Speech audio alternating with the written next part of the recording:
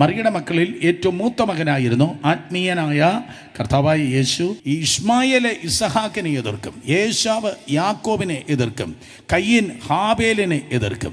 Exactly അതേപോലെ തന്നെ ഈ ജഡത്തിൻ്റെ സന്തതി ആത്മാവിൻ്റെ സന്തതിയെ എപ്പോഴും എതിർക്കുന്ന ഒരു പരിപാടി തന്നെ ആ വീട്ടിലുമുണ്ടായിരുന്നു. യേശു കർത്താവ് കഠിനമായി അവരെ സന്ധാരണം ചെയ്തു. 30 വയസ്സ് കഴിഞ്ഞ കർത്താവ് ഫുൾ ടൈം മിനിസ്ട്രിക്ക് വേണ്ടി ഇറങ്ങി. ആത്മാവ് അവനെ മരുഭൂമിയിലേക്ക് നടത്തി. ദൈവത്തിൻ്റെ ആത്മാവ് എൻ്റെ മേലുണ്ട് എന്ന് കർത്താവ് പറഞ്ഞ് ശുശ്രൂഷ തുടങ്ങി. പക്ഷേ യേശുവിൻ്റെ പ്രസംഗവും പ്രവചനവും രോഗശാന്തിയും അത്ഭുതങ്ങളും ഒന്നും ഈ സ്വന്തം വീട്ടുകാർ അംഗീകരിച്ചില്ല.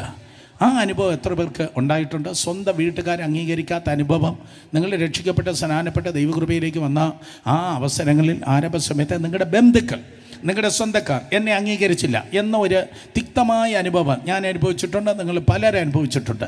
ഈ വേദന വലിയ ബുദ്ധിമുട്ടാണ് കേട്ടോ, വലിയ ബുദ്ധിമുട്ടാണ്. ഒരു കല്യാണത്തിന് പോയാൽ അവർ നിങ്ങളോട് സംസാരിക്കത്തില്ല.